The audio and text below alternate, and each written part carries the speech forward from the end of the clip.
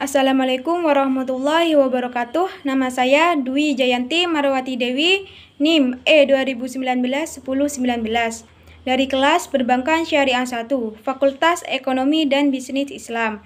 Nah, di sini saya akan mempresentasikan makalah yang telah saya buat yang berjudul Periode Perkembangan Peradaban Islam dan Ciri-cirinya.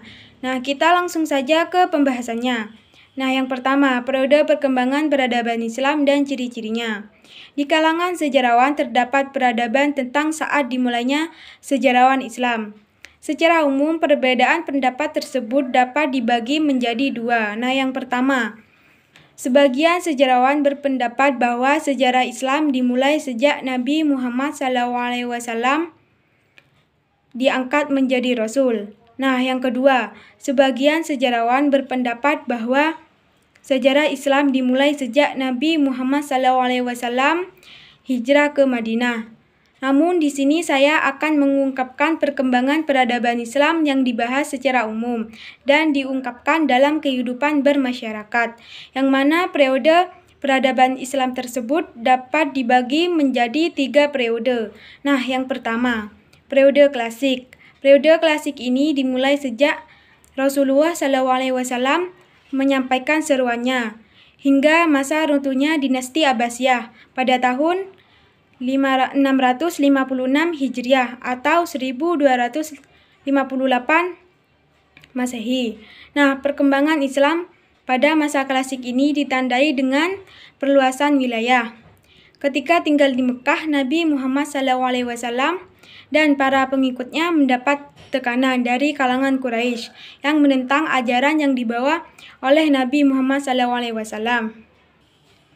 Dalam analisis Harun Nasution, periode klasik ini dapat dibagi menjadi 2 fase. Nah, yang pertama, fase ekspansi, integrasi, dan kemajuan.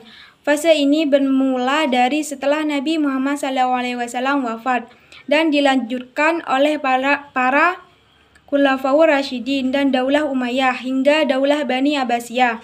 Di fase ini Islam di bawah kepemimpinan para khalifah yang mengalami perluasan pengaruh yang sangat signifikan.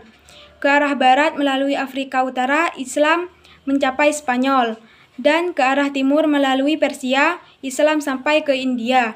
Masa ini juga ditandai dengan perkembangan ilmu pengetahuan di bidang agama maupun non-agama dan kebudayaan. Nah, yang kedua, fase disintegrasi. Nah, fase ini ditandai dengan perpecahan dan kemunduran politik umat Islam hingga berpuncak pada terenggutnya Baghdad oleh bala tentara Hulagu di tahun 1258 Masehi. Nah, sekarang ciri-ciri Islam periode klasik. Nah, yang pertama, mulai meluasnya wilayah kekuasaan Islam. Nah, yang kedua, perpaduan peradaban Islam dengan Timur Tengah. Nah, yang ketiga, mulai berkembangnya ilmu pengetahuan. Nah, yang keempat, Islam mulai berkembang karena telah diajarkan secara terang-terangan oleh Rasulullah SAW. Nah, yang kedua, Islam periode pertengahan. Periode pertengahan ini dimulai sejak runtuhnya dinasti Abbasiyah sampai abad ke-11 Hijriah atau 17 Masehi. Nah, dinasti Abbasiyah sendiri runtuh akibat berlangsungnya Perang Salib yang berkepanjangan dalam beberapa gelombang, dan yang paling menentukan adalah sebuah pasukan Mongol dan Tartar yang dipimpin oleh Hulagukan yang berhasil menjarah semua pusat-pusat kekuasaan maupun pusat ilmu, yaitu perpustakaan di Baghdad. Nah, ciri-ciri periode pertengahan. Nah, yang pertama, kekuasaan politik terpecah-pecah dan saling bermusuhan. Nah, yang kedua, menyempitkan kekuasaan Islam karena serangan dari bangsa Mongol. Nah, yang ketiga, kemunduran Islam di berbagai bidang. Nah, yang keempat, banyak terjadi peperangan baik perang agama maupun perang dinasti. Nah, yang ketiga, Islam periode modern. Nah, periode ini merupakan periode kebangkitan umat Islam.